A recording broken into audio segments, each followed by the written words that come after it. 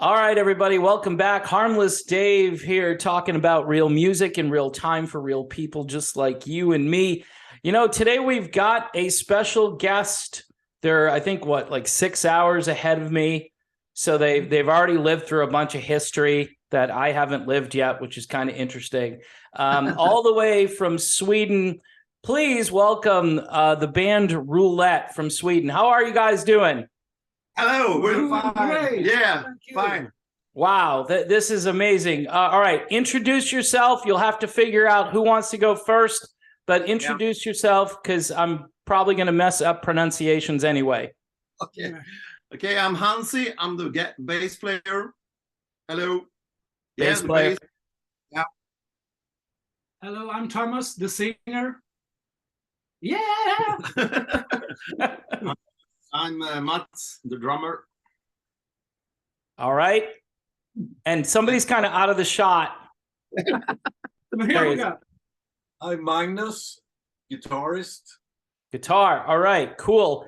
Now you guys aren't, I don't want to say this the wrong way. You guys have been around for a while. You left the scene and you came back. When did you guys start? Back in the 80s, correct? Middle of the 80s. 85 we started.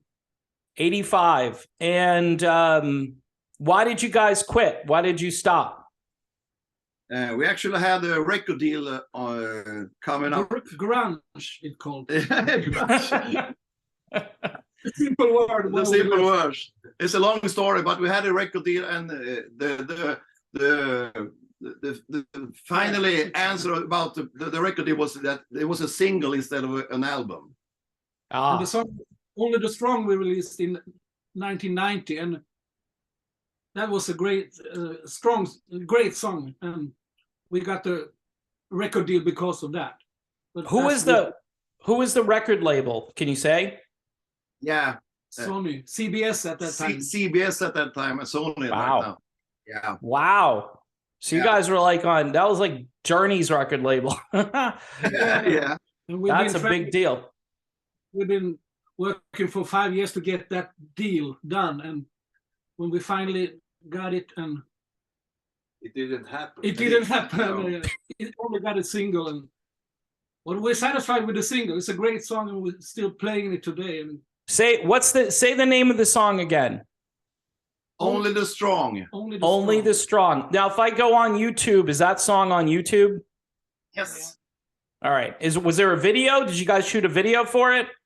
Not for that song, but we have some live clips from a TV station called Top Gear. All right. And so you guys got a little discouraged that evil grunge music came along. By the way, I'm not a fan of grunge. So you guys are kind of, you're in my wheelhouse there with that. And you got discouraged. Then you said, I'm going to have to go get a real job, right? Is that what happened? We actually started a tribute band for Def Leppard. Ah, okay. Interesting. So you guys were a Def Leppard tribute band. So what are your influences, like all the 80s stuff? Because I had one person reach out to me because I played your latest song, Ready for Friday Night, which is an amazing song. I played it for somebody and they said, these guys kind of remind me of Survivor a little bit. And it's kind of hard to put you in a category, but what are your influences? We actually have some different influences. I listen much to the British new heavy metal, new wave British heavy metal, back in the beginning of the 80s. But I think it's 3 bands that we like, all guys in the band, and it's Def Leppard, Journey, and Van Halen. Ah, okay, cool. That's awesome. Yeah, I see you got the Saxon t-shirt on. Incredible that those guys just put out another album and they sound amazing for their age. It's just, they get better. They're like you guys, they get better with age.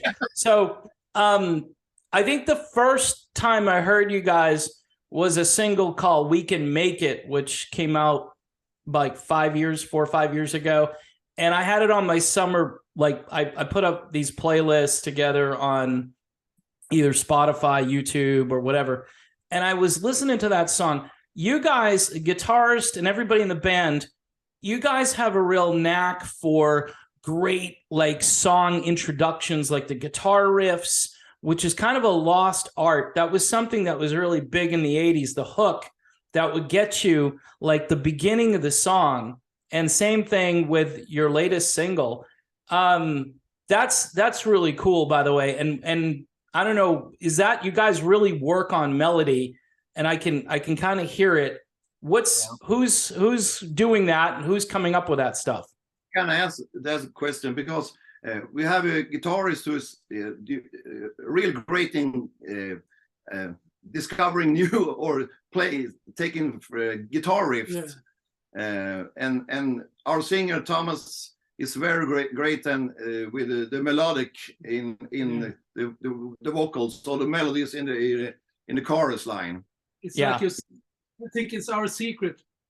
We build our stuff on the riffs, on the guitar riffs. I think many bands in our genre, do you say genre? Yes.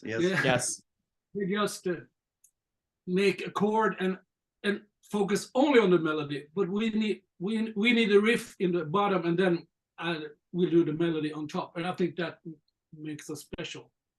Yeah, absolutely. And that's I think what made it stand out to me, because I hear a lot of melodies that they kind of meander, you know, they don't have kind of a big fluctuation, and there's not that big memorable riff or hook that you hear anymore. When I grew up in the 80s, you had to do that. I mean, it was just what everybody did. And those songs, that's why those songs are still around, because people, you know, whether it's you mentioned Van Halen, I mean, you don't get much hookier and riffier than Eddie Van Halen, but you got bands like Foreigner and Survivor, and you mentioned a couple of others.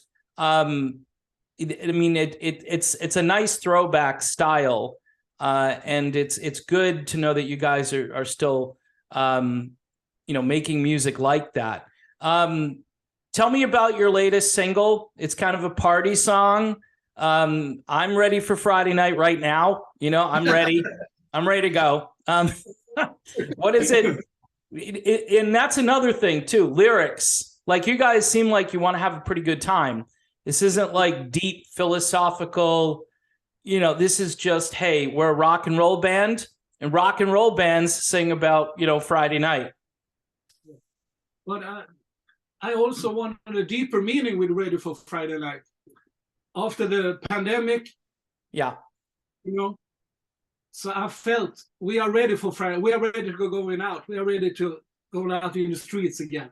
So if you read the lyrics deeply, you find a deeper meaning, I hope. And also with the Now album, it's a much deeper meaning than we did back in the 80s. It was only love, baby. Love and party. Yeah. I think a lot of the lyrics on the album Now, which we released back in 2019, have a deeper meaning. I think, like Right by Your Side, it's about our children, and we have more our families, and more. If you listen to the lyrics, you can. I mean, we love the life. We want to write positive meaning. Yeah, but it's what's it called? Under meaning. Yeah. In every lyric. Yeah, I mean, I wasn't trying to make you guys sound like you're simplistic lyrics. It was just nice to hear, like, and I get what you're saying, especially with, you know, people being locked down and they can't go out, or they're afraid to go out. You guys are basically saying, hey, man, we're ready. We're ready. Now, you guys when I reached out to the band, I think you guys were in a music festival. You guys were with a bunch of other bands. Tell me about what that was like, and who was there, and what the response was to your concert.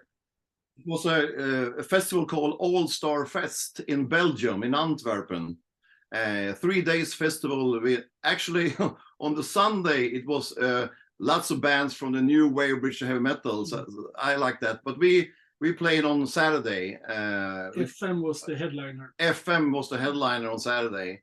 And actually, I think it was supposed to be 5 or 6 Swedish bands, like Electric Boys, Treat. Electric Boys was on Friday.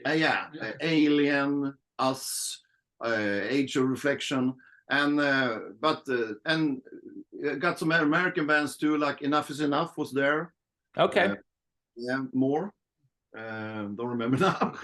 Actually, but we had a. It was fantastic. It was the most. Fans or the audience was on the Saturday when we played, and we had a great time, and so many new fans and so many new friends from every country around the world. So I mean, one guy actually traveled from Canada to see us. Wow. He bought like a merchandise bundle with a CD and a vinyl and T-shirt first from a guy here in Sundsvall in our hometown, and when he got the album and played it, he told his wife, "It's okay for me to go to Belgium and watch roulette. Yeah, if you can make the singer do a video." Yeah. So we made a video down in Antwerp. "Hello, Margaret. He's here. He's having a great time." Yeah. Well, you know, and this kind of goes to my point about, honestly, there's, I don't know, Canadian bands, they're really cool, especially the ones from the 80s, but there's not a lot of music like this that's coming out anymore. There's stuff that's pretty close, and some of those bands that you were hanging out with for that particular show, I like most of those bands. But I noticed, you know, again, I'm that's why I wanted my audience to see you guys, to meet you guys.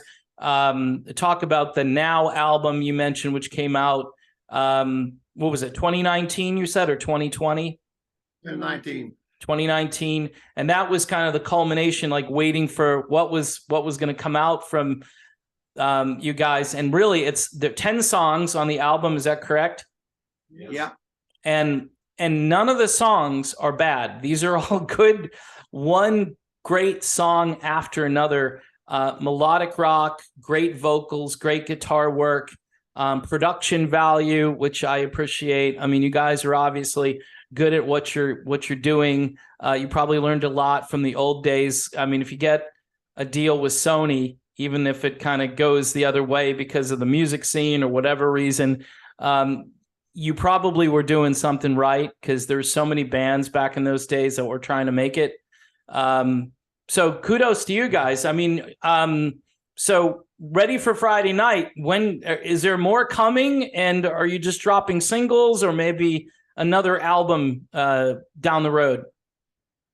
We're thinking about that. Maybe nowadays, maybe a single by single is the way to go. Yeah. Thinking about an EP with 4 or 5 songs. But we like an album. So hopefully. We don't actually have a record deal at this point, so we searched for a new record deal. It's only distribution. We got Sound Pollution distributing our vinyls and CDs around the world, and when we released now, back in 2019, we actually got so great response from everybody in Japan, in the Burn newspaper. Thought our album was the 3rd best AOR album of the year. Yeah, I mean, so many great reviews from that album. But then the pandemic came, and we actually this festival, All Star Fest, and a lot of other festivals was supposed to have happened back in 2020, but because of the pandemic, we did it this year instead. Yeah. So it was typical. When we released the album, we were so satisfied with the album, and we felt ready to go.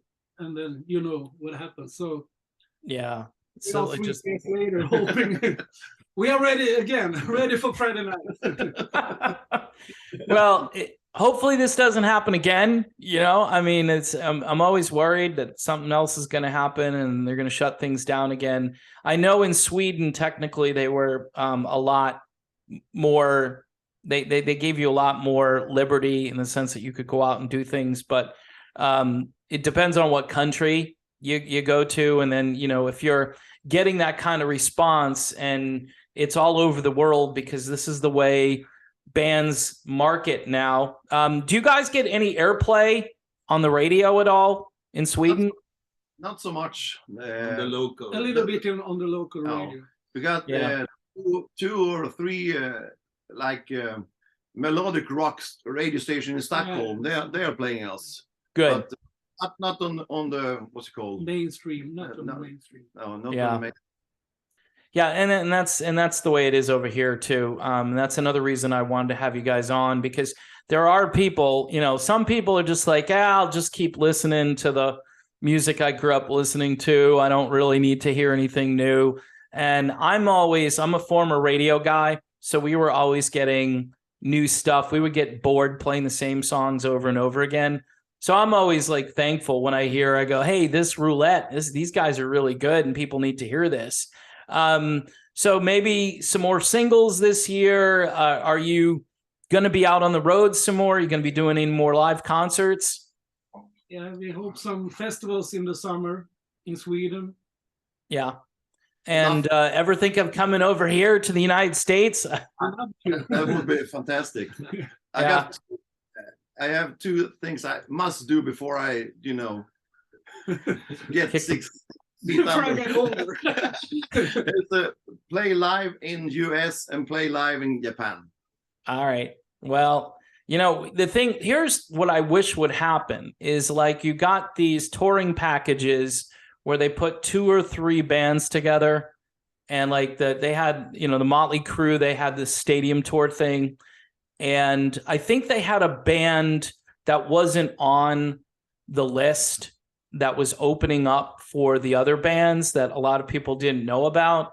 And people were saying, I can't even remember the name of the band, so maybe it's not very good marketing, but at least, you got to play, before all of these people. And, it'd be nice if some of these older bands would take a chance on a band like Roulette or, other bands. But I mean, you guys, I think maybe they worry that you guys might sound better than they do.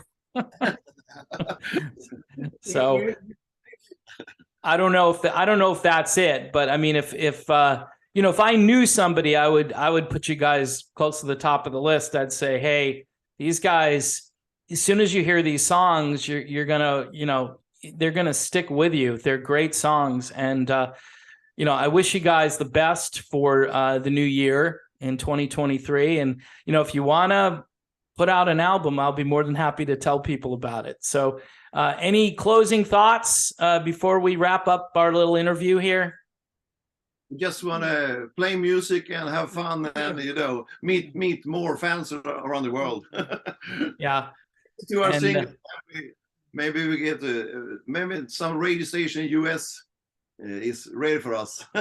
Yeah, 100%. I mean, we've been listening to the same kind of music here. I don't know what it's like in Sweden, but the format since the 90s, it's very dark. It's all the bands, some of them are very talented bands. I'm not going to say they're all bad, but it's a certain style and it's very depressing. I'm just going to be honest with you. Yeah, we know. Yeah. Yeah. So, all right, guys, I want to thank you guys. Hey, like if somebody wants to say buy a CD or buy a t-shirt, do you guys have a website? Do you ship your products all over the world? How does that work? And watch out for go in on soundpollution.se. Soundpollution.se. SE. All right. Yeah. That's the And way. you have physical CDs if people wanted to purchase one. And also, And t-shirts, like the singer, he's got the cool, I like the Roulette heart logo and all that. That's pretty cool. Then you have to talk to me because I'm the merchandise guy in the band. All right. So I'll be talking to you.